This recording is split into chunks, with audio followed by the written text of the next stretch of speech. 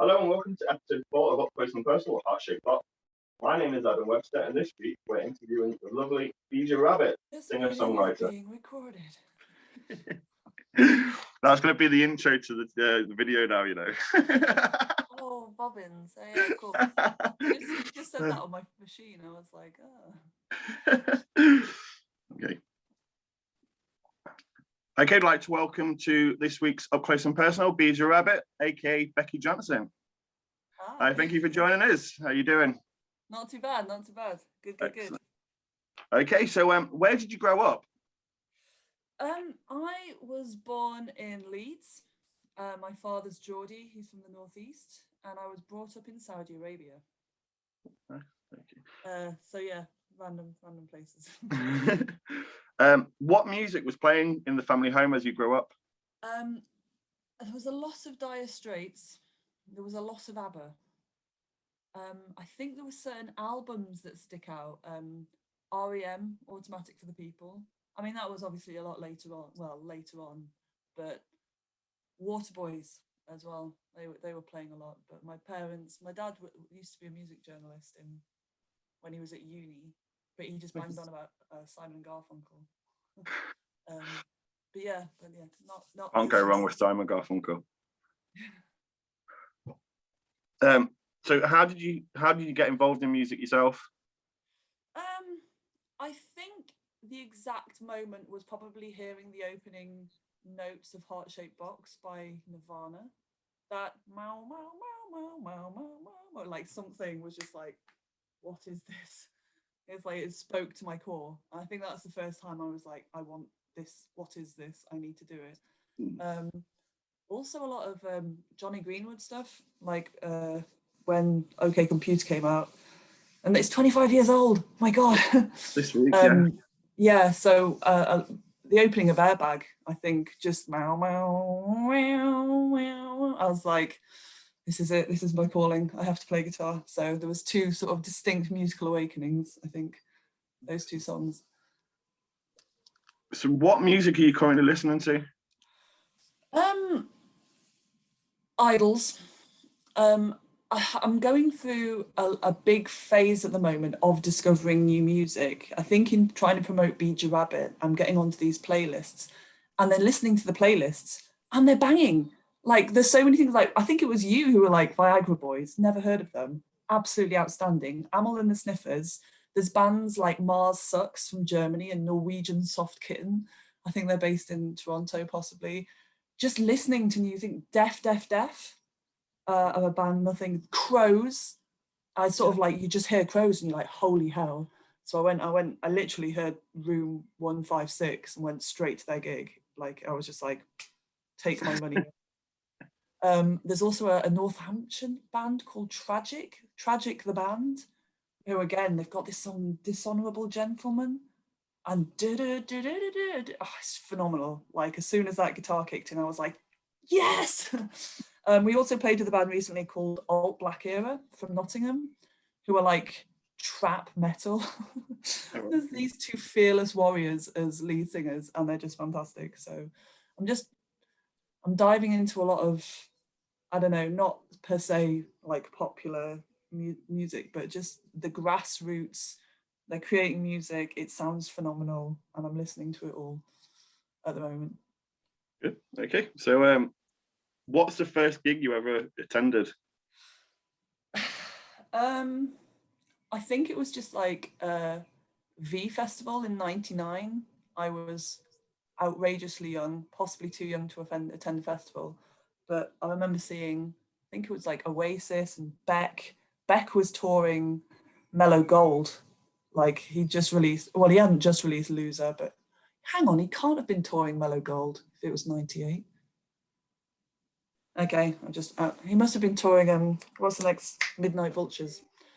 Big Beck fan. Yeah, so a festival. V-Fest. Okay, what's your favourite book? I have about 5. Perfume, Story of a Murderer, Patrick Suskind. 100 Years of Solitude, Gabriel Garcia Marquez. Stunning. I've read War and Peace. It's phenomenal. I absolutely loved it. It was like watching a movie, but in book form. And yeah, and that led me on to Anna Karenina. And what was the other one? Oh, Shadow of the Wind. Who was that by? Carlos something Zafon or something. So yeah, all foreign authors. I'm a big fan of foreign authors. What's your favourite film? Oh, now I'm going to embarrass myself. I have the worst taste in films in the world. Grand Budapest Hotel was the last film that I saw and was like, that's amazing. Romeo and Juliet, Baz Luhrmann, fantastic soundtrack. Can't knock the soundtrack. Don't really watch films. What was the last film? Oh, I sobbed like a child at Black Panther. What was the other thing that I sobbed like a child at? Something, I don't know, some things really get me like, oh, he's the king of Wakanda. Oh my God. Like sobbing real tears. I don't know, I get really emotional at films. Just dumb films as well, though. Like, oh, it's embarrassing. Next question. Good to release yourself, isn't it? Who inspires you? Oh God.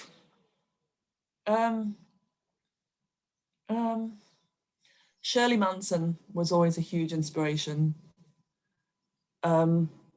Malala, actually, not really musical, but just to take a bullet in the head for women's education and then just stand up and go, I won't be deterred, takes a strength that I don't possess and I can't get my head around. She's amazing. I guess idols. I don't know, there's something, they just sing their truth and sing this, they've got this powerful sort of message undercurrent to all their songs, but they do it in a non-cliched way. Like, every time I go to an Idols gig, I end up just being like, wanting to like throw a chair against the wall by the end of it, in a good way. Yes. Especially with like their new stuff as well. With the Quarter album, obviously a lot of it was to do with their kind of addiction and that. And I was, I can see that because I was very much inspired by that album. I just, every album that they've released has shown me a different side to them, and I'm waiting for a dud album. I'm waiting for them to listen to it and go, oh, this isn't as good as Joy is an Act of Resistance. And I haven't. Every album they've brought out, I've been like, keep going, guys. This is phenomenal. Okay, what would your death row dinner be? Probably sushi, just because I really like sushi. Anything Oriental. But I actually I write to a death row inmate. I have a pen friend who's on death row. Yeah, death row Mike. So yeah, I'll have to ask him. Although it's a bit of a morbid topic, and they don't do the death row. They don't do death row in California anymore. So he's just in jail. Nice guy, bit stabby. Okay, so sorry, I might throw you. Kind of set me off. That one. If you could only listen to one artist for the rest of your life, which artist would that be? I've given this a lot of thought because it's an excellent question. I think it would be Beck. There's a Beck song for every mood. You've got sexy Beck, you've got country Beck, you've got really like in a hole of depression Beck, you've got jazzy Beck, you've got rock Beck, I don't think there's any emotion I could go through for the rest of my life that there wouldn't be a Beck song to match. And he's so prolific. He's just going to keep on churning out albums. So no, huge fan of Beck. So it'll be Beck. From one tricky question to the next is, what's your favourite crisps? I think I'm just a Skips kind of girl. Prawn cocktail. I've always had a sweet tooth, so anything prawn cocktail. Anything with a good crunch. A good Pringle. And you can make a duck face with Pringles. So it's entertainment and crisps. So yeah, I'm going to go for a cocktail. Prawn cocktail Pringles. Prawn cocktail Pringles. Okay, we'll lock that in now. Okay, so has there been an album that's changed your life, and which one? In Utero. It was just The Awakening. I don't know, I think most people have an album. Most people into music have the album that changed their life, that just stopped everything. And for me, it was In Utero by Nirvana.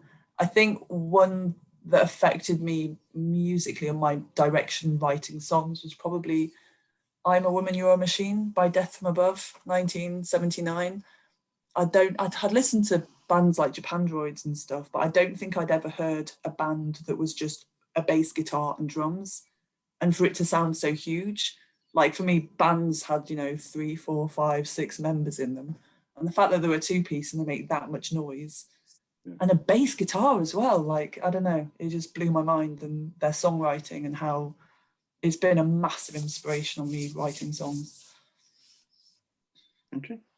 So you've got unlimited resources. They can be dead or alive. You've got a festival in your back garden. Who's going to be your headliner?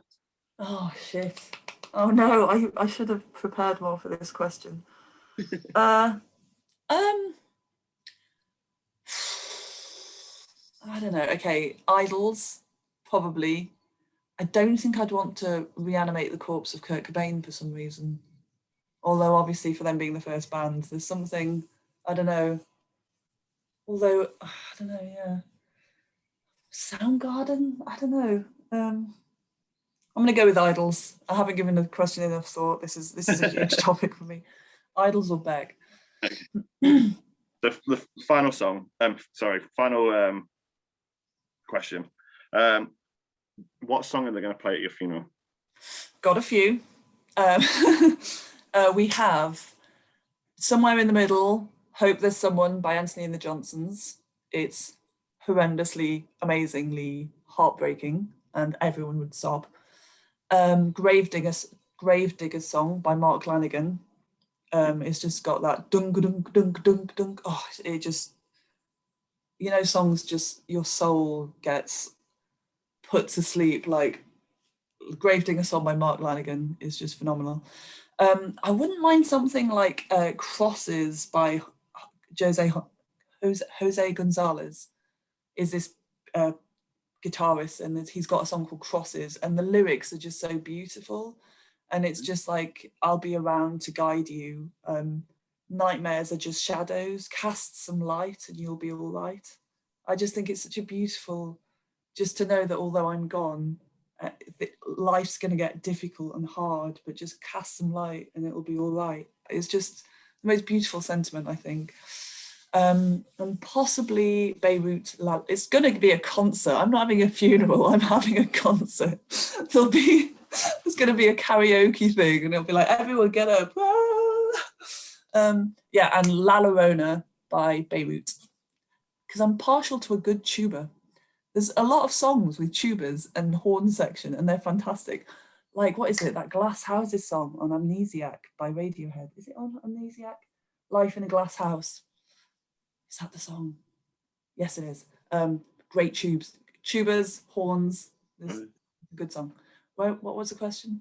Okay, that was my answer. Sorry. Okay, going forward. Well, that was excellent. Well, thank you very much. So your track "Baby I'm in Love" came out in December. January.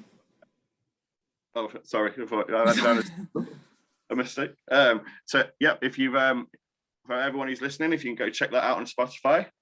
Absolutely. Yeah. And is there anything in the pipeline? Have you got anything coming up? Any yes, gigs? The EP. The EP is still on its way out. I've had mixing issues. One of the joys of being a sort of solo artist is that you record something and then you mix it and then you listen back and it's not quite what you had in your head. So I'm in the process of remixing 2 of the songs, because I just figured, I know it's time, but I want them to be perfect. Like, because it's going to be out there forever. So with the EP was meant to be delivered in March, and it's like I'm just waiting for the final mix of one of the songs, and then it's definitely going to be released as soon as possible. I'm not going to have like a released in August thing. I'm literally just going to get it out there, just like music videos, get it out there. So imminently, like my socials, it's on its way. Okay. Any gigs coming up? Yes, we're playing Dot to Dot Festival in Nottingham next week on Sunday the 29th, which is massively exciting. Yeah. We've got some gigs in Leicester, Duffy's Barn, and we're playing Waterfront Festival as well in Nottingham. And then I'm just waiting to hear back from some other gigs in Sheffield and Leeds. So hopefully, fingers crossed, we shall be coming to a town near you soon. Well, you've got the added excitement on the 29th, with it being in Nottingham. Forest are actually in the playoff final, so you'll be on the stage probably around the time that they're going to be playing, hopefully getting up to the Premiership. So the atmosphere, I can imagine, in the festival itself is going to be amazing. Oh my God, that would be amazing. Oh my God. fingers crossed it finishes and they all pile into our bar. So yeah. Well, thank you again for joining us, and hope you have a lovely day. You too. Thank you. This was fun. Okay, bye. Bye.